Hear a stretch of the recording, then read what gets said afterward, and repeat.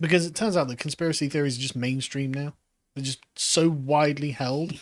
It's really difficult to say, oh, conspiracy theorist, and think that, I mean, that just doesn't have any teeth anymore, does it? Mm. Like, you call someone a conspiracy theorist, and oh, thanks for noticing. Yeah, yeah. Well, Let me it's talk to you about the flat earth.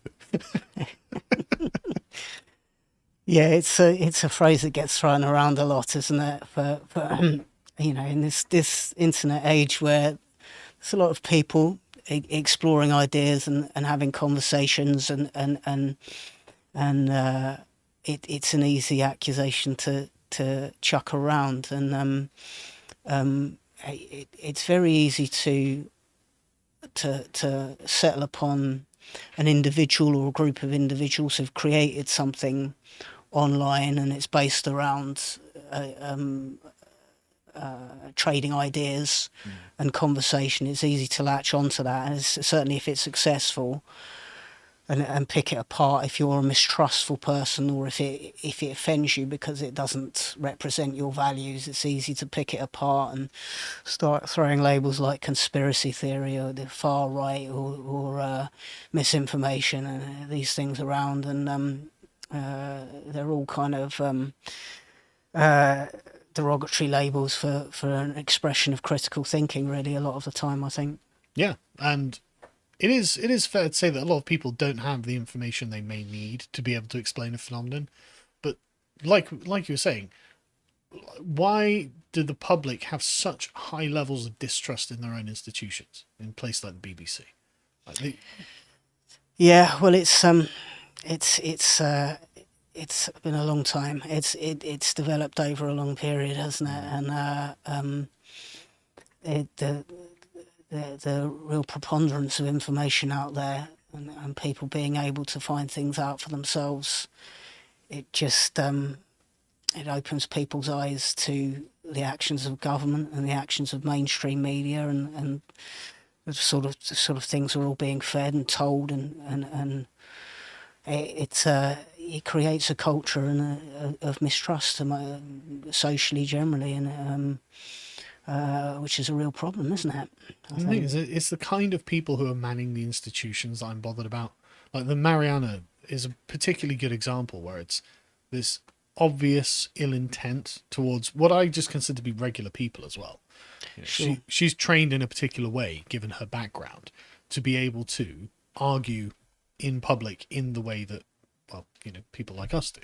But the regular person doesn't have that kind of training, and so she can talk them into a framing that makes them feel inferior and tries to paint them as bad people. And I really dislike it. It's totally unfair. Yeah, it's a poison. I mean, I think a healthy mindset is that you have your values, and then you realise everyone else has their values as well, and that there be some overlap and some differences between you, and that's fine. And you know, we all make compromises and concessions about who we want to be, so society can work. Um, and that's a healthy situation. And then someone like this comes along, this type of individual, and it's about background as well. It's about privilege and entitlement, and they've decided that their values are the only acceptable set of values, and anyone that conflicts with what they believe and what they think needs to be smeared and taken down and lied about and you know ostracized, and it's poison. It's vile and an appalling mindset, I think, but very prevalent. That's exactly how it is with people like Mariana. But anyway, before we begin, go and check out our website. Go sign up, £5, demonetize. You know what we're talking about. Debating modernity. Thomas returned. Thomas Dowling returned to debate modernity itself with Stelios. Poor old Stelios always looks like he's on the receiving end on these thumbnails. I don't know what's going on. Stelios, he always holds himself well. I don't know why the thumbnails are like this. But the point is, and I think this is probably a symptom of modernity, where we were talking just for the podcast. I think that one of the reasons conspiracy theories exist, there are many reasons, but one of them is people are looking for an enchantment in the world, to have a world that is just flat and mechanical.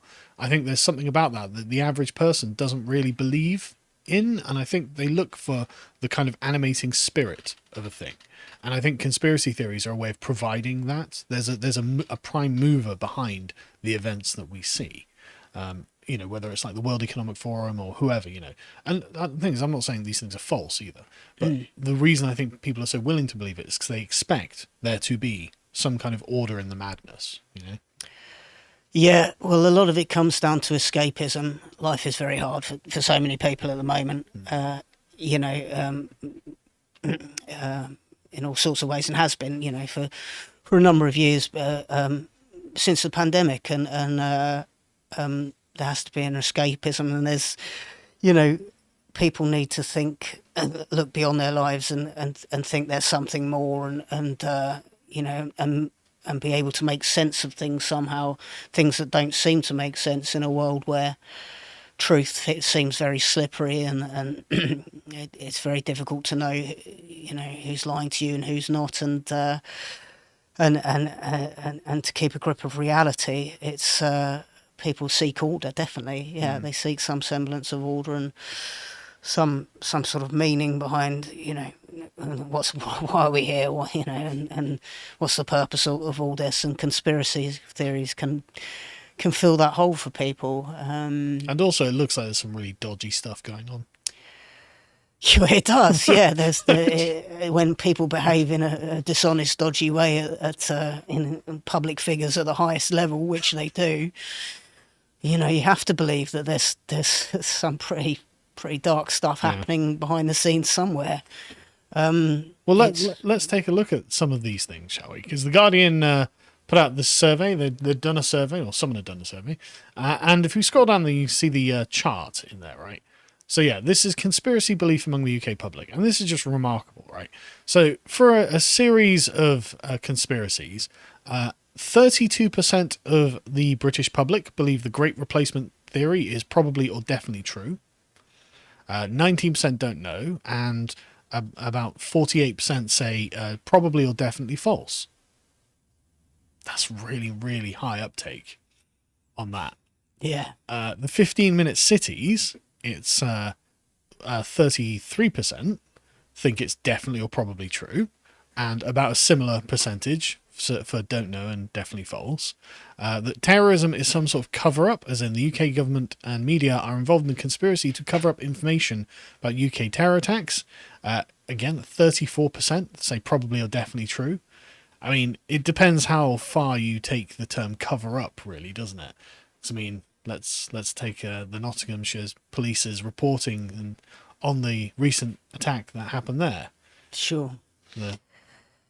When they sit on so much information, it's you can't help but feel that there's something untoward going on, and you think, hang on, you release so much information about the victims, and nothing about the perpetrator. There's a degree to which it's an ongoing investigation, but I don't believe that that's the reason. It's very difficult to believe that's the reason why we haven't been given more information regarding the nature of the attack and the attacker. There seems there are political correctness reasons, right? Well, there are those, but it's almost undeniable that there is something. There is something beyond this, and that there is some state control across the mainstream media saying, "Hey, well, what's," and of course they know. They know what's happened. They have the information, and they're not putting it forward. And you think, okay, so who has that control of you? That's holding you back. Who's restricting you and censoring you? And who made the executive decision? Yeah. Where's that coming from? And of course, all these people turning up in their burgundy suits as well. This kind of this security force, which none of us have ever heard of before. I've not heard of this. What is this? I can't remember what they're called, but this sort of team of this sort of security team, and they're all dressed Can you pull this up, John? In burgundy, some burgundy security uniforms, and it's sort of a cross network of people from the police and the fire brigade and the NHS and the various people who are part of this strange this strange security operation. It's quite widely reported in the newspapers. I can't remember what they were called. It was something like a national inter security. Yeah, that's it. Yeah. John's just going to pull it up. It's very odd. They just turned up, pictures in the newspaper, and suddenly the newspaper, not giving us any information about the attack, but newspapers say, "Oh well, who are this new, the security team, and what are they about, and where have they come from?" Suddenly there was all this information. Hang on, we've never seen or heard of these people before, so it seemed very odd. And suddenly they just popped up. It was widely, it was widely reported. I think I saw it at the Times and the Telegraph. Sorry, we'll find it later. So anyway, moving on. Sure. Again, 33% believe the cost of living crisis is a government plot to control the public, with only 10% not sure on this one. Much fewer people on the fence there. For lots of people, though, 58% of the public are like, no, definitely not, or probably not. It's like, is it probably not, though?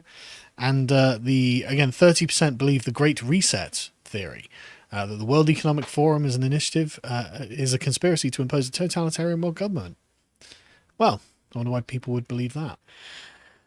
Even on a very basic level, if you've come through the pandemic, if you've been online, if you've been on if you watch TV news, if you've listened to the radio, on a very basic level, you've heard a lot of high-level political figures, all of them using the same expression: "Build back better, build back better." What's going on here? Why are you all saying these same? Can't be a these coincidence. same words. Well, this is weird. Well, let's have a look at some of the evidence that may be making people think that something funny is going on. In the case of 15-minute cities, I mean, Oxford, Bristol, Canterbury and Sheffield councils have all said, yes, we're going to become 15-minute cities. So it's another win for the conspiracy theorists, I guess. Like, if you're going to do this, it's going to be official government policy in these local areas. You can't really blame people for believing that's what you're doing. If anything, it makes the 2/3 who don't believe it look like bizarre denialists who, for some reason, don't agree that the councils are doing what they say they're doing. It's weird. Yeah, it's a very it's a peculiar time to introduce such an initiative. Anyway, you think with so many other priorities that seem to be incredibly pressing. I mean, it'd be nice to have access to any sort of functioning health service for people, wouldn't it? And either on a public or private level, to be honest. It'd be nice if anyone had any access to any medical professionals. There's going to be a hospital within 15 minutes, but the queue is about 15 hours. Well, it looks like it's got a hospital sign on the outside. It says NHS hospital. Once you get in the building, you find yourself in a quite a Kafkaesque dystopian nightmare of people who don't have anything useful to tell you and just seem to want to waste your time and then send you off crying. That's about it. That's all you get from the NHS. That is a fair point, but at least you didn't have to walk very far to get into the Kafkaesque. That's true. So you have to be grateful for that. Yeah. But the thing is, after the lockdowns, I mean, am I being excessively cynical to say that, look, these 15-minute cities are going to be like, isn't everything convenient? And then eventually you're not allowed to leave them, right? Am I being cynical? I don't think I'm being cynical. Well, no. So and it's easy to buy into that because the drift towards authoritarianism is undeniable. I mean, they did just lock us all in our houses. We were in lockdown for 2 years. 2 years. Lockdown. That's prison, isn't it? Yeah. That's prison conditions. Yes. And that's authoritarianism, and that's as extreme as it's an extreme end of authoritarianism as well, actually, and so. Things like this don't seem mild in comparison. So, in fact, actually, despite what I said a moment ago, what a perfect time to introduce such things. So, whatever it is, it's not as extreme as lockdown. So, fair enough, we'll have it. Oh God! But we'll accept the dystopian future because it was slightly less dystopian than the recent past. That's it. There's a lot of things people will accept in comparison to lockdown, aren't there? Yeah. So then the next one being the Great Reset. Now, where could people have got this crazy idea from? That there was some cabal of world leaders who planned to reset the entire world economy under the Yeah. leadership of a German Bond villain called Klaus Schwab. Yeah, well, he's not doing great on public relations. He needs a new PR team, Klaus, doesn't he? He's not Well, the world's most liked or trusted man, that's for sure. well, that should really make you think, right? Do they need a PR team? A PR team is for when the public's opinion actually matters. Yeah, You know, does anyone feel like they're getting any input in this? true, true. Well, there's a lot of very incredibly wealthy, powerful people involved in this, whatever it is, this forum where they all meet up in luxury resorts on their private jets and have these seemingly empty give these seemingly empty speeches and presentations, and then who knows what goes on behind the scenes. It's yeah, Bit concerning, isn't it?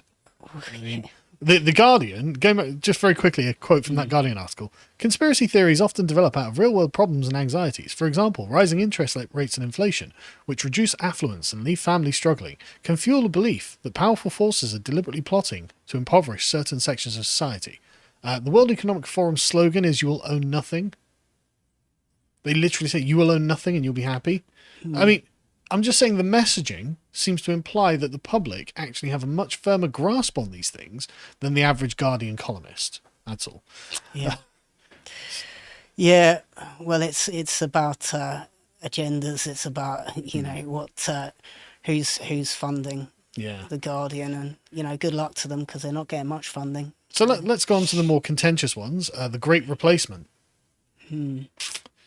That Westerners are being replaced in their own towns and cities. From the 2021 census, Callum had a nose through and just found areas that are just 0% English in England. Yeah, yeah. Well, it